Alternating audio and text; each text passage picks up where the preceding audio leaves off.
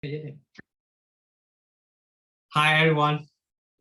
I'm Minh Nguyen and my teammate Tuấn Ninh. Today we will talk about the hacker world and what is different between the hacker in the Vietnam and in the US. Also, I will tell you about one famous hacker in my own country, the Ngô Minh Hiếu. He has stolen a lot of the social security and sell them to the black market. Okay, now start. Have you ever watched the famous movie Cost Me If You Can by Leonardo DiCaprio in the 2002? The movie talk about Frank Abagnale Jr.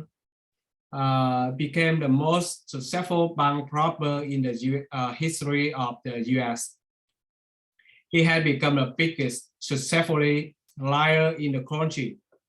He worked as a fake doctor, fake lawyer, and even a fake co-pilot for the major airline.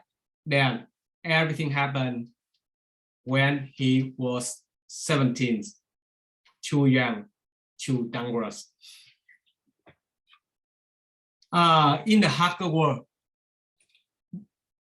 there is one hacker which is very similar with the character in the Hollywood movie Cost Me If You Can. And in my own country, we have one. His name is Ngô Minh Hiếu, the famous teen hacker who born from the Vietnamese seaside town and finally become the most dangerous identity thief in the US federal prison. As you can see here, his picture, very handsome. Okay, let me tell you about him. Just like the DiCaprio character, he ran scam for a year before he was captured, but more likely Remy character in the popular US television series Mr. Robot. He spent his childhood in the computer shop and he tried to learn skill, learn from internet from his uncle, and then he started his hacker career at the age 19, as young as Frank Abagnale at the age 17 in the movie. He traveled from the Vietnam to New Zealand to learn the English and to start his college. At the time he in the college, he was become the admin of many dark web, the dark website where you can share the skill, learn the skill, and even though sell the data and everything about hack. When improving his skill at school, he realized that the way to crack the school network system and start to steal the payment card data. And finally, he created a website to sell those data. And he do a lot.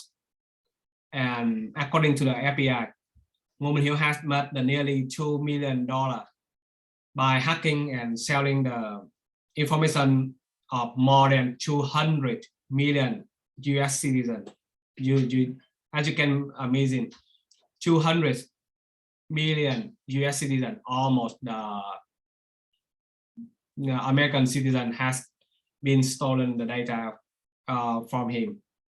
And in the right, the picture in the right is the news from the Department of the Justice about his problem. And after he caught by the FBI, what is his punishment? According to the craft on security, he is one of the most famous hacker in the US history of the information technology security. He was arrested in 2013. He was sentenced to 13 years for hacking into the US business computer, stealing people information data, as well as selling those data. After 13 years in the prison, he had been in the US forever and returned back to Vietnam. This was absolutely the strict punishment the US give to him, and they didn't give him a chance to become a normal citizen. The punishment in the right side, we can see here. And what happened with him when he back to the Vietnam? Is he still a hacker or do another job? Let me tell you. In the 2020, he returned to the Vietnam after the ban from the America. The Vietnamese government applied him for the National Cyber Security Center. We call it the NCSC. According to the Vietnamese NCSC, he'll have helped the government to research for the better information security for business. He helped to prevent the hacker. He tried to use his experience to prevent the hacker and improve the security of the system. Finally, he can use his talent to the good activity, help protect the security of the national cyberspace. Meanwhile, the Vietnam USCS will have more people to better protect the country and decrease the hacker in the country. I think that the hacker rate will decrease significantly after he'll join to the team.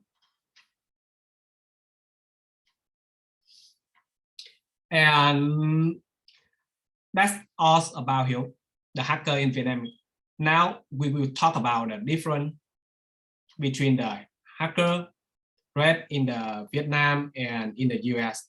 And my teammate Tuấn Đình, he will help you understand more about that.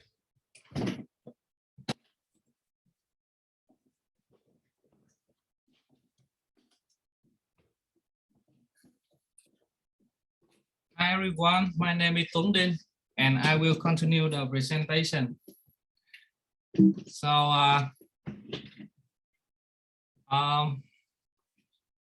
after my presentation about the Hiếu criminal, the point here is the difference between the decision about the hacker between two countries, Vietnam and the United States.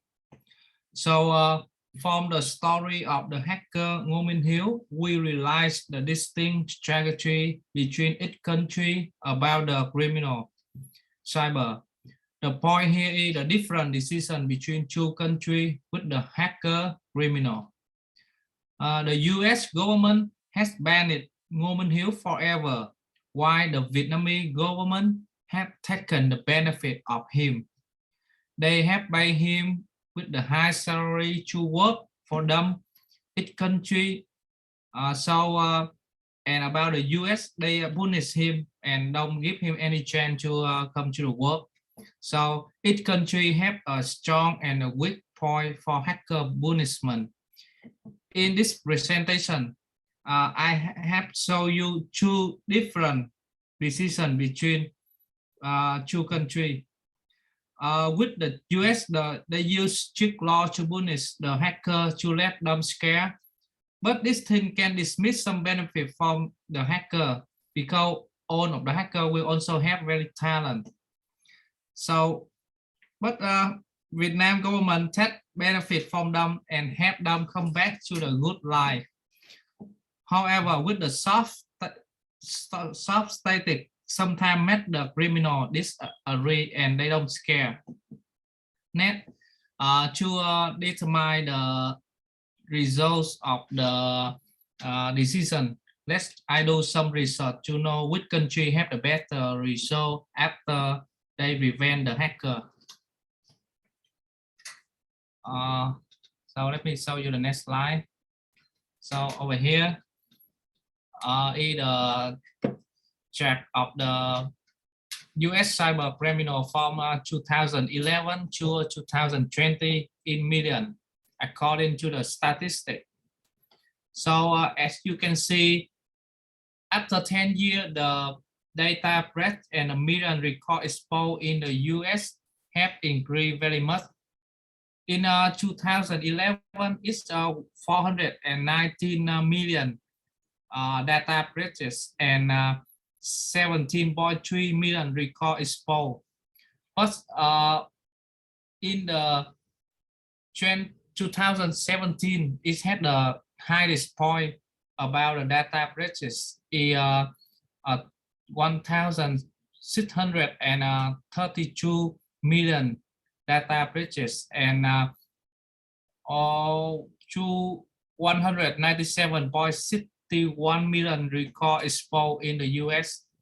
So that's in a very high record.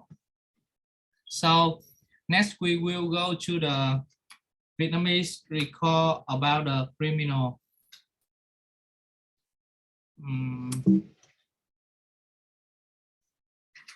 So this is the check about the Vietnamese cyber criminal from 211 to 2020 in thousand according to statistics. So as you can see, the criminal cyber in Vietnam decreased a lot around 10 years.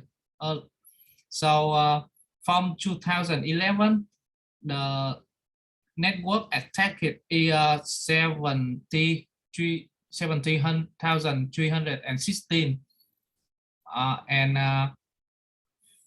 in 2020 the record have decreased to 10,606. So that's decreased a lot in Vietnamese in 10 years. So in my opinion, as you can see in the statistic, the internet attack decreased very much in Vietnam compared to the US in the last 10 years.